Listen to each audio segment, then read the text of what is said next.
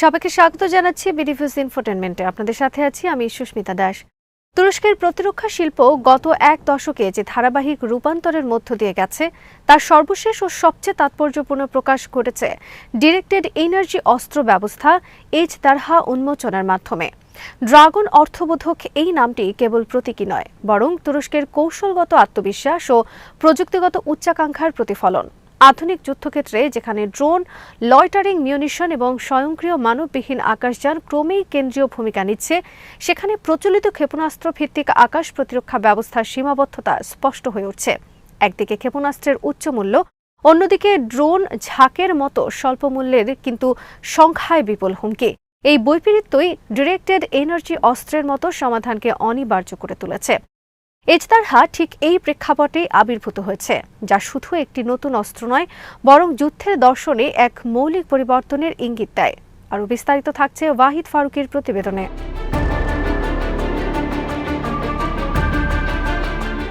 Directed energy অস্ত্র বলতে মূলত এমন সিস্টেমকে বোঝায় যা গোলাবারুদ বা বিস্ফোরক ব্যবহার না করে শক্তিকে সরাসরি অস্ত্র হিসেবে প্রয়োগ করে। এই শক্তি হতে পারে লেজার, মাইক্রোওয়েভ কিংবা উচ্চ ক্ষমতা সম্পন্ন তড়িৎ চৌম্বকীয় তরঙ্গ। এজদারহা এই ধারার মধ্যেই পড়ে, তবে এর বিশেষত্ব হল এটি ড্রোন ও ইউএভির বিরুদ্ধে বিশেষভাবে অপটিমাইজড। প্রচলিত এয়ার ডিফেন্স সিস্টেম সাধারণত বিমান বা ক্ষেপণাস্ত্রের মতো বড় ও তুলনামূলকভাবে ধীর লক্ষ্যবস্তুকে কেন্দ্র করে তৈরি, কিন্তু আধুনিক যুদ্ধক্ষেত্রে ক্ষুদ্র, কম রাডার সিগনেচারের দ্রুতগামী এবং স্বায়ত্তশাসিত ড্রোনের আবির্ভাব সেই পুরনো সমীকরণ ভেঙে দিয়েছে।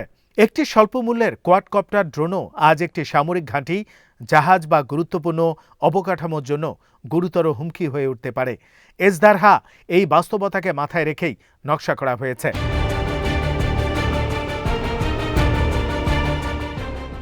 আসেলসানের মতো একটি প্রতিষ্ঠানের মাধ্যমে এই প্রযুক্তির বিকাশ তুরস্কের প্রতিরক্ষা শিল্পের পরিপক্কতার প্রমাণ। অতীতে তুরস্ক ছিল মূলত আমদানি নির্ভর একটি দেশ, বিশেষ করে উচ্চ প্রযুক্তির প্রতিরক্ষা ব্যবস্থায়। কিন্তু রাজনৈতিক সীমাবদ্ধতা, নিষেধাজ্ঞা এবং কৌশলগত স্বার্থের সংঘাত তুরস্ককে ধীরে ধীরে আত্মনির্ভরতার পথে ঠেলে দেয়। এই প্রক্রিয়ায় আসেলসান, টাই, রকেটসানের মতো প্রতিষ্ঠানগুলো শুধু দেশীয় চাহিদা পূরণেই নয়, বরং বৈশ্বিক প্রতিযোগিতায় অংশ নেওয়ার সক্ষমতা অর্জন করেছে। এজদারহা সেই ধারাবাহিকতার অংশ, যেখানে তুরস্ক শুধু বিদ্যমান প্রযুক্তি অনুকরণ করছে না, বরং নিজস্ব প্রয়োজন ও কৌশলগত অভিজ্ঞতার আলোকে নতুন সমাধান তৈরি করছে।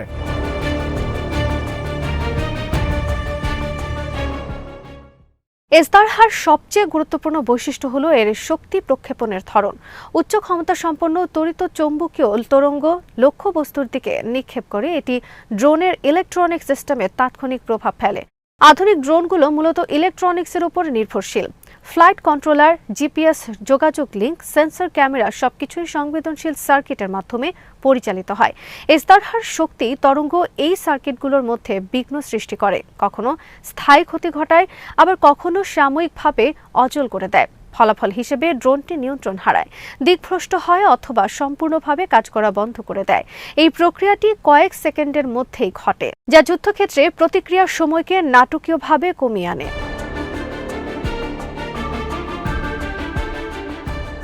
ড্রোন ঝাঁক বা সোয়ার্ম মোকাবেলায় এই প্রযুক্তির গুরুত্ব আরও স্পষ্ট।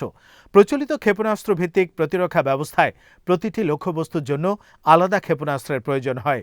যদি একসঙ্গে 10, 20 বা 50টি ড্রোন আক্রমণ করে, তবে প্রতিরক্ষার খরচ আক্রমণের খরচের তুলনায় বহুগুণ বেড়ে যায়। এই পরিস্থিতিকে অনেক বিশ্লেষক কস্ট এক্সচেঞ্জ রেশিও সমস্যা হিসেবে চিহ্নিত করেন। এজদারহা এই সমস্যার একটি কার্যকর সমাধান দেয়, কারণ একবার সিস্টেম সক্রিয় থাকলে তা ধারাবাহিকভাবে একাধিক লক্ষ্যবস্তুর উপর শক্তি প্রয়োগ করতে পারে, অতিরিক্ত গোলাবারুদের প্রয়োজন ছাড়াই। ফলে প্রতিটি ড্রোন ধ্বংস বা নিষ্ক্রিয় করার খরচ তুলনামূলকভাবে খুবই কম।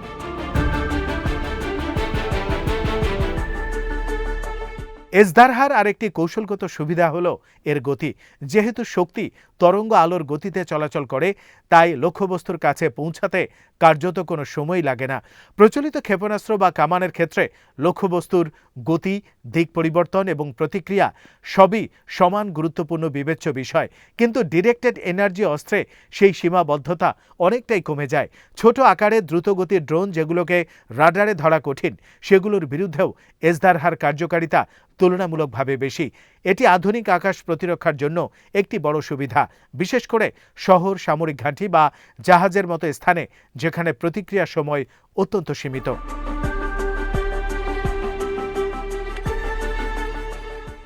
এই সিস্টেমটি তুরস্কের স্টিল ডোম আকাশ প্রতিরক্ষা কাঠামোর অংশ হিসেবে অন্তর্ভুক্ত হওয়া বিশেষ তাৎপর্য বহন করে।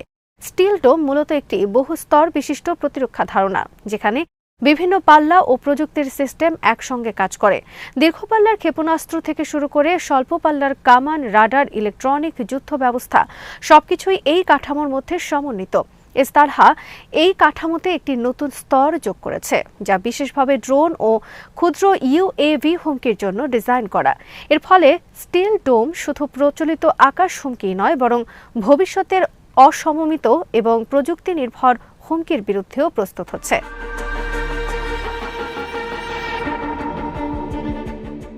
মাঠ পর্যায়ের পরীক্ষার ফলাফল এসদারহার সম্ভাবনাকে আরও জোরালোভাবে তুলে ধরে।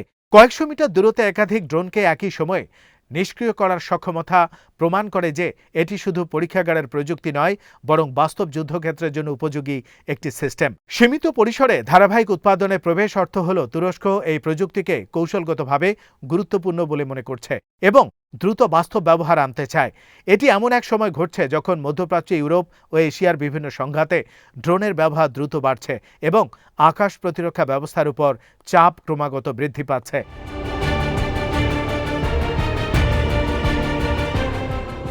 এসদারহার ভূরাজনৈতিক প্রভাবও কম গুরুত্বপূর্ণ নয়।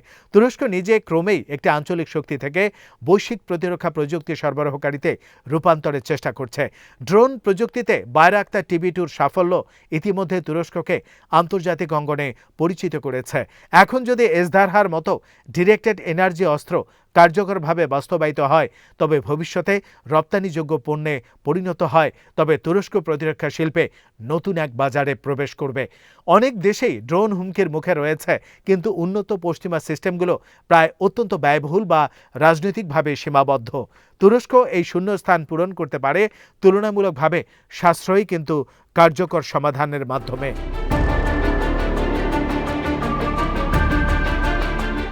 তবে এই প্রযুক্তির কিছু সীমাবদ্ধতা ও চ্যালেঞ্জ রয়েছে, যা উপেক্ষা করা যায় না।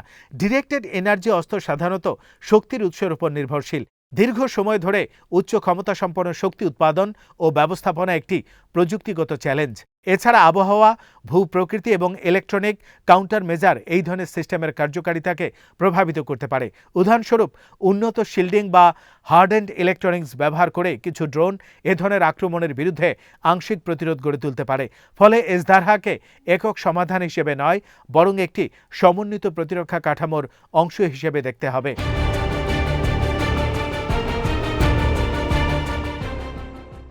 তারপরও সামগ্রিকভাবে বিচার করলে এসদারহা আধুনিক আকাশ প্রতিরক্ষায় একটি গুরুত্বপূর্ণ অগ্রগতি। এটি দেখায় যে যুদ্ধক্ষেত্রের চরিত্র বদলাচ্ছে এবং সেই পরিবর্তনের সঙ্গে তাল মিলিয়ে প্রযুক্তিও বিবর্তিত হচ্ছে।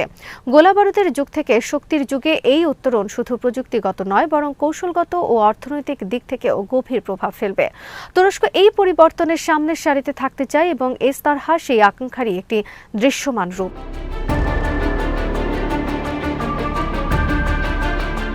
ভবিষ্যতের দিকে তাকালে বলা যায়, এসদারহার মতো সিস্টেমগুলো শুধু ড্রোন প্রতিরোধেই সীমাবদ্ধ থাকবে না। উন্নত সংস্করণে এগুলো ক্ষেপণাস্ত্র, রকেট, এমনকি স্থলভিত্তিক ইলেকট্রনিক হুমকির বিরুদ্ধেও ব্যবহৃত হতে পারে। কৃত্রিম বুদ্ধিমত্তা, উন্নত সেন্সর ও নেটওয়ার্ক কেন্দ্রিক যুদ্ধ ধারণার সঙ্গে একীভূত হয়ে ডিরেক্টেড এনার্জি অস্ত্রগুলো আগামী দশকে আকাশ প্রতিরক্ষার চেহারাই বদলে দিতে পারে।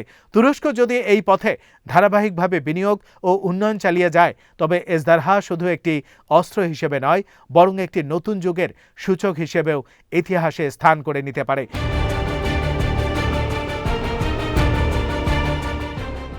সবশেষে বলা যায় এজদারহা তুরস্কের প্রতিরক্ষা সক্ষমতায় একটি নতুন মাত্রা যোগ করেছে, যা কেবল প্রযুক্তিগত উৎকর্ষ নয় বরং কৌশলগত দূরদর্শিতারও প্রতিফলন। ড্রোন ও ইউএভি হুমকির যুগে এটি একটি বাস্তবসম্মত, কার্যকর এবং ভবিষ্যৎমুখী সমাধান হিসেবে আবির্ভূত হয়েছে। এর সফল বাস্তবায়ন তুরস্ককে আকাশ প্রতিরক্ষা ও ডিরেক্টেড এনার্জি প্রযুক্তির ক্ষেত্রে বৈশ্বিক মানচিত্রে আরও দৃঢ়ভাবে প্রতিষ্ঠিত করতে পারে এবং একই সঙ্গে আধুনিক যুদ্ধের গতিপথ সম্পর্কে আমাদের বোঝাপড়াকে আরও নতুন করে সংজ্ঞায়িত করবে।